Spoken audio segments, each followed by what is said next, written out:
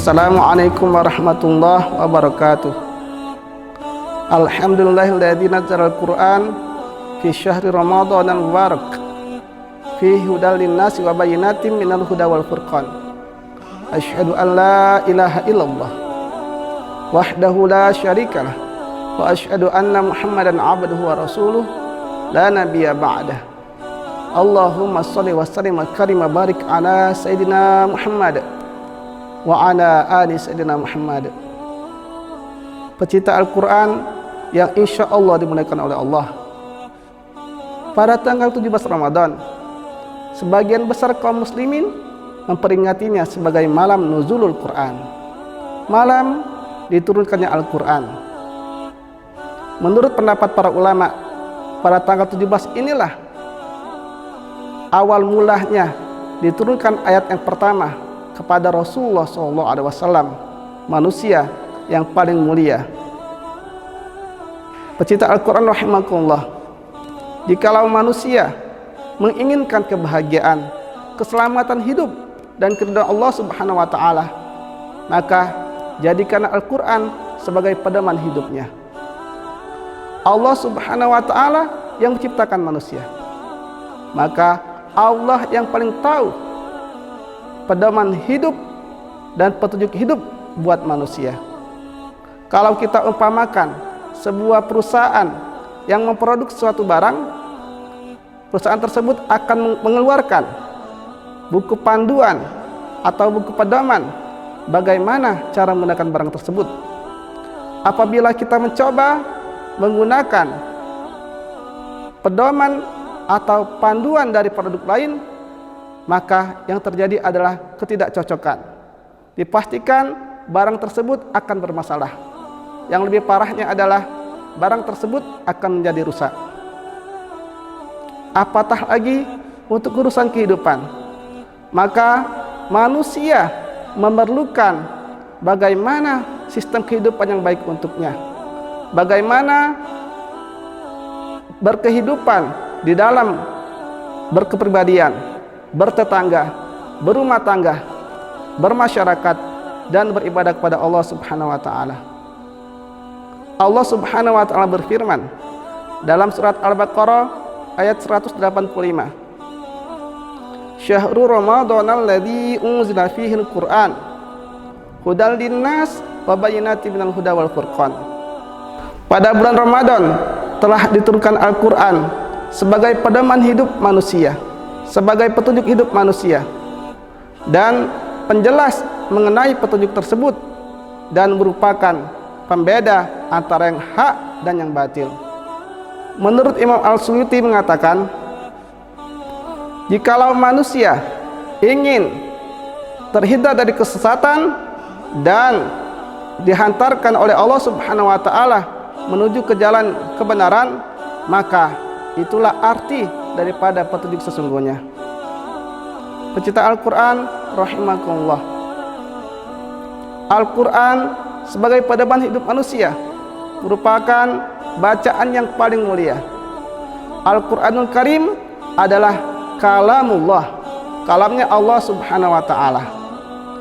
Diturunkan kepada malaikat Jibril, sang penyampai wahyu, merupakan malaikat yang paling mulia. Diterima oleh Rasulullah SAW, Rasul yang paling mulia. Diturunkan pada malam, pada bulan yang paling mulia, yakni bulan Ramadan. Diikuti, diimani oleh umat muslim yang merupakan umat yang mulia.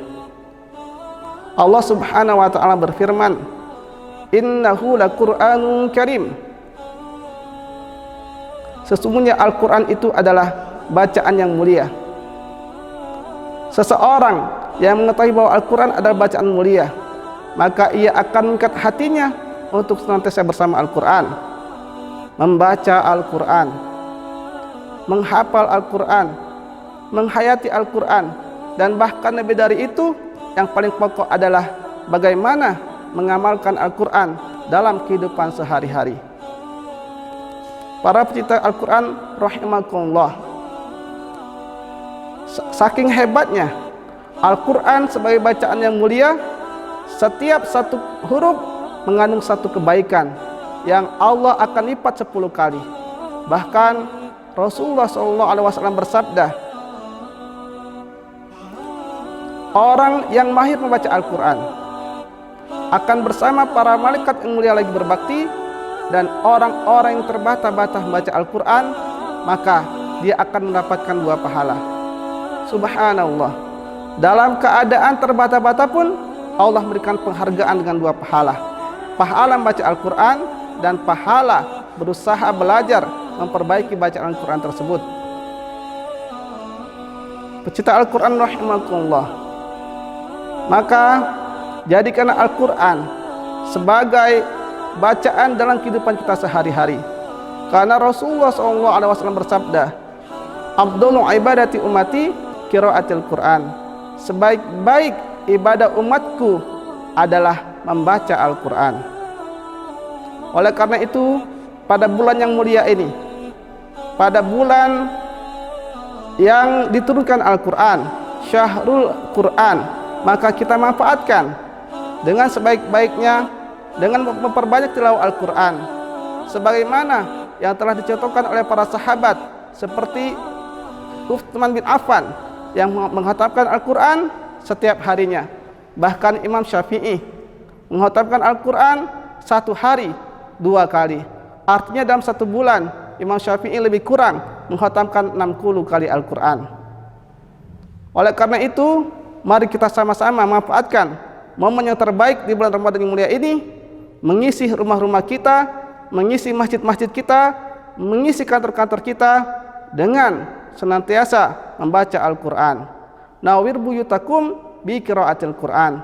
Teranglah rumah-rumah kalian dengan membaca Al-Quran. Para pecinta Al-Quran rahimakumullah, Al-Quran sebagai bacaan yang mulia merupakan syifa, penawar hati, merupakan rahmah, tanda kasih Allah Subhanahu wa taala. Allah Subhanahu wa taala berfirman, "Wa nunazzilu minal Qur'ani ma huwa syifaa'un wa rahmatun lil mu'minin wa la yazidul zalimina illa khasara."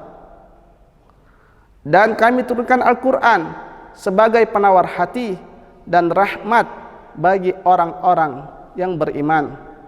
Dan Al-Quran tidaklah menambah kezaliman bagi orang yang zalim kecuali kerugian.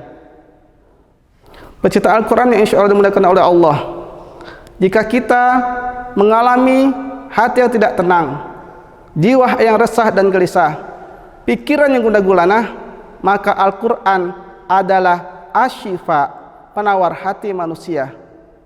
Sebagaimana dalam sebuah kisah, ada seseorang yang menemui sahabat Rasulullah SAW, Abdullah bin Mas'ud. Orang ini mengeluhkan, meminta nasihat. "Wahai Abdullah bin Mas'ud, beberapa hari ini hatiku tidak tenang, pikiranku kacau, jiwaku resah, maka tidak enak dan tidur pun tidak nyenyak. Tolong nasihati aku." Maka Abdullah bin Mas'ud mengatakan, "Jikalau hatimu mengalami gundah gulana, maka datangilah 3 tempat. Yang pertama, datangilah perkumpulan atau majelis orang-orang yang baca Al-Quran. Jikalau engkau tidak membacanya, paling tidak engkau akan mendengarkannya. Yang kedua, datangilah majelis ta'lim, majelis ilmu.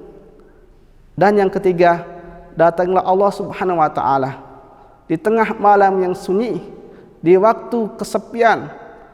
Berdoalah kepada Allah Subhanahu wa taala, beribadahlah dengan salat malammu, maka Allah Subhanahu wa taala akan berikan ketenangan kepadamu." Setelah orang ini mendengar nasihat dari Abdullah bin Mas'ud, orang ini langsung pulang ke rumah dan segera mengambil wudu, langsung membaca Al-Quran dengan khusyuknya. Dan alhamdulillah, dengan berkahnya Al-Quran, hilanglah segala pikiran yang kalut, hilanglah segala rasa gelisahnya, dan berubah menjadi ketenteraman jiwa yang luar biasa. Pecinta Al-Quran yang insya Allah dimuliakan oleh Allah Subhanahu wa taala, Semoga kita dapat mengikat hati kita, berinteraksi selalu dengan Al-Quran dalam hari-hari kita. Tidak ada satu hari pun yang kita tinggalkan kecuali dengan senantiasa membaca Al-Quran. Insya Allah, barang siapa yang mengakrabkan diri dengan Al-Quran, insya Allah akan menjadi sahibul Al-Quran, yang insya Allah dengan itu Allah angkat derajatnya setinggi-tingginya berdasarkan ayat yang dia baca. Pecinta Al-Quran yang insya Allah dimuliakan oleh Allah Subhanahu wa Ta'ala. Demikianlah kutub singkat mengenai Al-Quran sebagai petunjuk hidup, Al-Quran sebagai pedoman hidup. Mudah-mudahan Allah Subhanahu wa Ta'ala senantiasa memberikan bimbingannya kepada kita, senantiasa memberikan hidayahnya kepada kita untuk selalu mengikuti Al-Quran sebagai petunjuk hidup kita dari sekarang sampai akhir hayat kita, yang insya Allah kita bisa merasakan kemanisan hidup bersama Al-Quran, lezatnya hidup bersama Al-Quran, dan insya Allah dengan kasih Allah Subhanahu wa Ta'ala kita mati bersama Al-Quran. Wassalamualaikum warahmatullahi wabarakatuh.